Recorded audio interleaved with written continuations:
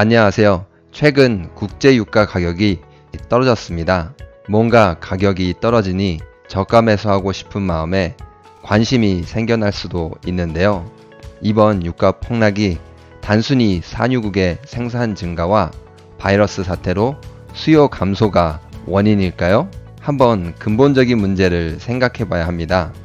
이번 사태가 단순한 폭락인지 새로운 시스템으로 가는 변화 과정에서 발생한 기존 시스템의 붕괴인지 생각해 봐야 한다는 것입니다.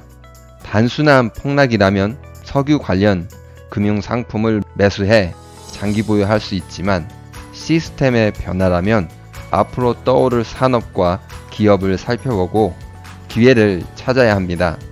결론을 먼저 말씀드리면 유가가 하락했다고 관련 기업이나 유가에 직접 투자하거나 펀드를 통해 간접 투자를 하시면 안 됩니다. 오히려 새로운 투자 기회를 찾아 나서야 하는데요. 이번 폭락은 경제 생태계의 변화가 일어나는 신호탄이기 때문입니다. 그 신호탄을 소개하는 책이 바로 제러미 리프킨의 글로벌 그린 뉴딜입니다. 그는 소유의 종말, 노동의 종말 등 미래 사회의 새로운 패러다임을 제시해 왔습니다. 저는 소유의 종말을 읽어봤는데요. 2001년에 나왔지만 현재 2020년에 유튜브, 페이스북 같은 기업들이 등장할 것을 미리 내다보고 있었다는 통찰력에 감탄했습니다. 이번 책 역시 가까운 미래에 일어날 변화를 미리 감지할 수 있게 많은 도움을 준 책이라고 생각합니다. 그러면 책을 통해서 미래를 살짝 들여다보겠습니다. 태양이 88분 동안 지구로 방출하는 에너지는 세계의 모든 인구가 1년 동안 사용하는 에너지의 양과 같습니다. 전 세계 가용 풍력의 20%만 수확해도 현재 글로벌 경제를 운영하는데 들어가는 것보다 7배나 더 많은 전력을 생산할 수 있는데요. 가격은 제로에 가까우면서 무한대로 사용할 수 있는 에너지를 우리는 정말 사용할 수 있을까요? 세계 최대 독립투자은행 중 하나인 라자드의 2018년 11월 연구에 따르면 태양광 발전 원가와 풍력의 원가가 급락해 가스나 석탄 발전소 또는 원자로보다 저렴한 비용으로 전력을 생산할 수 있게 되었다는 내용을 발표했습니다. 또한 미국의 스탠퍼드 대학과 버클리 연구원들의 조사에 따르면 미국은 현재 필요한 에너지의 거의 100%를 재생에너지로 공급할 수 있는 역량을 이미 갖추고 있다고 발표했습니다. 57.28%는 태양광, 38.41%는 풍력, 나머지 4%는 수력과 조력, 지열로 조달할 수 있다는 내용이었습니다. 하지만 화석 연료를 버리고 친환경 에너지로 가야 하는 이유는 단지 가격이 저렴하기 때문은 아닙니다. 우리는 지난 2세기 동안 건설하고 누려온 화석 연료 문명에 대한 끔찍한 대가를 지불하고 있으며 기후변화 사태와 불행한 미래로 이끌고 있다는 인식이 확대되고 있기 때문입니다. 지구의 온도가 1도 상승할 때마다 공기의 수분 보유량은 약 7% 증가해 구름에 보다 많은 물이 집중되고 극단적인 강수 사건이 발생합니다. 겨울에 극심한 한파와 초대형 폭설, 봄에 파괴적인 홍수, 여름에 장기적인 가뭄과 끔찍한 산불, 치명적인 등급의 허리케인 등이 모두 물과 관련된 사건이며 막대한 인명 및 재산 손실이 발생하고 있습니다. 현재 화석 연료를 태워 초래한 기후변화가 인간을 비롯한 지구상의 생물종을 6번째 대멸종 위기로 몰아가고 있다고 많은 과학자들이 경고하고 있는데요. 이대로 간다면 인류는 지구의 화석 연료를 다 소비하기도 전에 스스로 멸종할 수도 있습니다. 하지만 지금 우리가 사용하는 화석 연료를 버리지 못하고 새로운 에너지 시스템으로 바로 가고 있지 못한 이유는 무엇일까요? 그것은 변화는 많은 어려움과 고통이 따르기 때문입니다. 기존 산업들이 사라져 많은 공장들이 문을 닫으면 수많은 노동자들은 일자리를 잃을 것이고, 화석연료 산업에 투자한 기업들은 막대한 손실을 입을 것입니다. 산유국과 같은 나라들 역시 재정적 손실로 경제가 굉장한 어려움을 겪을 것입니다.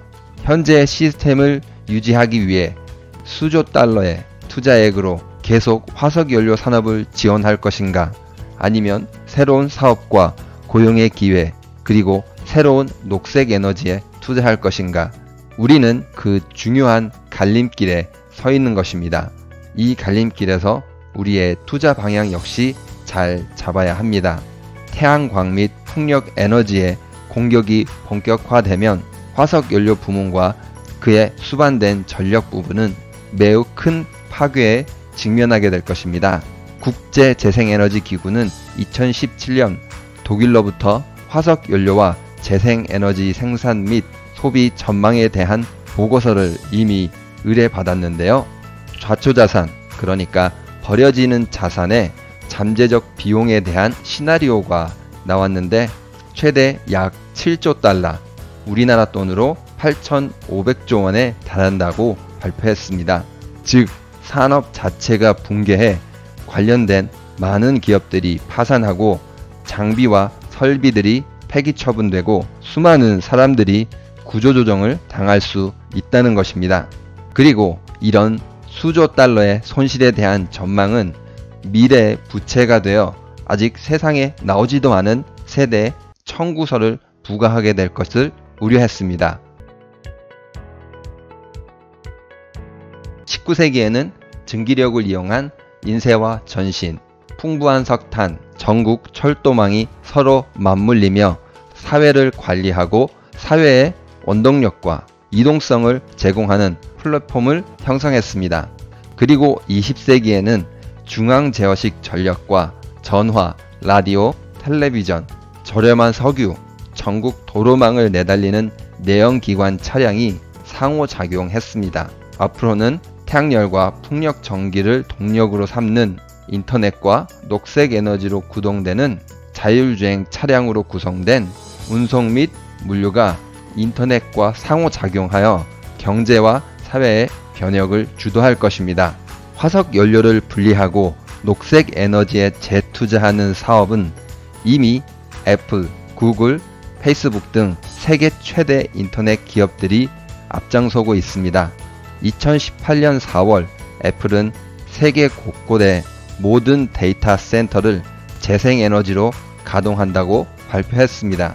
구글은 2017년 데이터 센터의 100% 재생에너지 사용을 달성했으며 관련 인프라에 총 35억 달러를 투자하는 방식으로 20개의 재생에너지 프로젝트를 운영하고 있습니다. 페이스북 역시 향후 건립하는 모든 새로운 데이터 센터를 100% 재생에너지로 가동할 것이라고 발표했는데요. 이렇게 인터넷 거대 기업들이 화석연료 문명과 분리를 주도하는 가운데 다른 기업들 또한 빠른 속도로 합류하고 있습니다.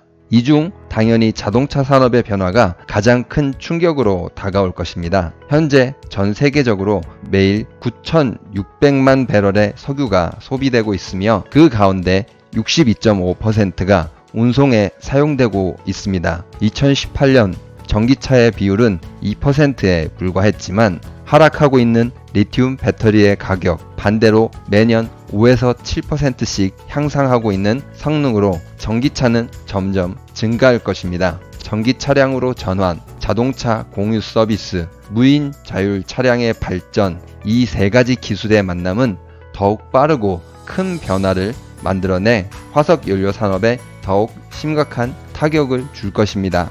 그렇다면 변화는 얼마나 빨리 일어날까요?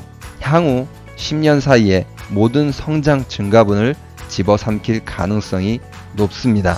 도전자가 30%의 탁월한 성장률을 보이고 전체 시장의 성장률이 1%에 불과한 경우 도전자의 시장 점유율이 3%에 불과한 시점에도 방어자의 매출은 정점을 찍고 하락할 가능성이 높습니다.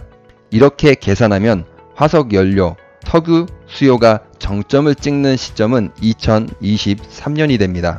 즉 석유 가격의 하락과 화석 연료 산업의 붕괴는 이제 시작한 것입니다. 우리는 과거 구형 핸드폰이 사라지는 속도를 경험한 적이 있습니다. 2006년 스마트폰이 등장하고 몇 년 지나지 않아 기존의 핸드폰은 빠르게 사라지고 스마트폰으로 바뀌었습니다. 이 과정에서 모토로라가 빠르게 몰락하는 과정 역시 지켜보았습니다. 화석 연료의 종말도 이와 같은 속도로 진행될 것입니다. 그동안 지구를 파괴해온 화석 연료 산업은 반대로 빠르게 파괴를 맞게 될 것인데요. 이제 우리는 기존의 전통적인 화석 에너지를 기반으로 하는 산업을 유지하는 것보다 새로운 대체 에너지 프로젝트를 구축해 운영하는 쪽이 더 효율적이 되는 변곡점에 도달했습니다.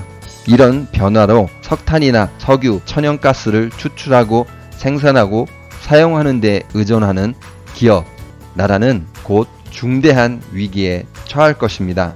그렇다면 기존의 시스템이 붕괴하고 새로운 시스템은 어떤 방식으로 건설될까요?